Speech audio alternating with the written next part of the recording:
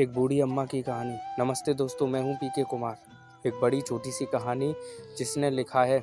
वो कहते हैं कि मैं एक दिन मथुरा से ट्रेन में बैठा और जैसे ही अपने कंपार्टमेंट में अपने डिब्बे में अंदर घुसा तो मुझे एक बूढ़ी महिला के रोने की आवाज़ आई। ज़ोर ज़ोर से कोई रो रहा था। मुझे लगा शायद कोई बात हुई होगी या फिर कोई विवाद हुआ होगा, तो मैंने ज़्यादा ध्यान नहीं दिया।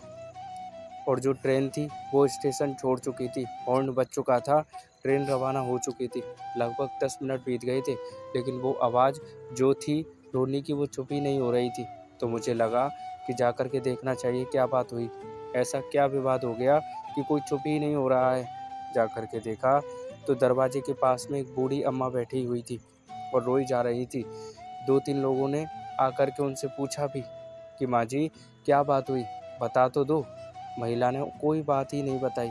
जिन्होंने कहानी लिखी वो कहते हैं कि मैंने जा कर के कोशिश की, भैया क्या हो गया, आप बताओ तो सही, बात क्या है, बताओगे। माताजी कुछ बता ही नहीं रही थी। मैं उनके पास ही बैठ गया और 5-10 मिनट तक उनसे जिद करता रहा कि बताओ बताओ क्या बात है। तो उन्होंने अपने झोले में से, अपने बैग में से एक लिफाफा निकाल कर के मेरे हाथ में रख दिया और कहने लगी कि खुद ही देख लो। मैंने उस लिफाफे को खोला तो उसमें 4 पेड़े थे, 200 रुपये थे और एक कागज़ का था जिसमें से इत्र की महक आ रही थी। मैंने पूछा, माँ जी ये क्या है? तो वो रोने लगी और फिर रोते रोते बताने लगी कि मैं वृंदावन बिहारी जी के मंदिर गई थी दर्शन करने के लिए।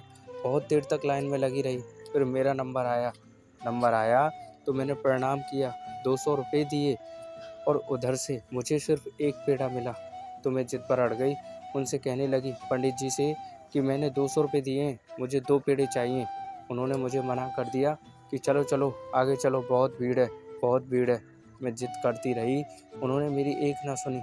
मैंने अपना पेड़ा भी वापस दे दिया और कहा रखो अपने पास, और बाहर आकर के अपने बिहारी जी को कोसने लगी। कन्हैया को कहने लगी कि क्या करते हो आप, मैं आपसे बहुत नाराज़ हूँ। मंदिर की सीढ़ियों पर बैठी हुई थी, तभी एक छोटा बच्चा मेरे पास में आया और मुझसे कहने लगा कि माँ ये लिफाफा है, संभाल के रखोगी, मैं अभी हाथ धोकर के आया। मैंने वो लिफाफा अपने पास में रख लिया। वो बच्चा हाथ धोने के लिए गया उस तरफ, दिखाता जाते हुए नल की तरफ, लेकिन फिर लौट कर ही नहीं आया और फिर दिखाई भी नहीं दिया। बहुत देर तक वहाँ उसके इंतज़ार में करती रही बेटा, लेकिन वो आया ही नहीं। मैंने जब लिफाफा खोला तो उस लिफाफे में 200 रुपये का नोट भी मिल गया और 4 पेड़े भी मिल गए और यह कागज़ जिसमें से इत्र की महक आ रही है। इसे खोला तो इस पर लिखा था, कितनी छोटी छोटी बातों पर मैया अपने लाला से नाराज़ मत हुआ करो। और इस कहानी से हमें क्या सीखने को मिलता है दोस्तों, कि बहुत छोटी सी कहानी जिसका सार यह समझाता है कि अगर आपने सच्चे हृदय से उनकी भक्ति की है, सच्चे हृदय से उनका नाम लिया है, तो उनकी कृपा अवश्य बरसेगी। और जैसा मैंने शुरुआत में कहा कि अगर आपका भरोसा उन पर है तो ना सिर्फ कृपा बरसेगी, बल्कि वो आपके सारथी बन जाएंगे और आपको किसी संकट में परेशान नहीं होने देंगे। अगर कोई संकट आया भी तो यकीन रखिए दोस्तों, विश्वास रखिए कि वो आएंगे और आपकी मदद करने के लिए आपके सारथी बनकर। तो दोस्तों, कैसी लगी बूढ़ी अम्मा की ये कहानी, कमेंट बताइएगा। अच्छी लगी तो लाइक कमेंट शेयर ज़रूर कीजिएगा और चैनल पर नहीं है तो सब्सक्राइब करना मत भूलना। थैंक यू दोस्तों।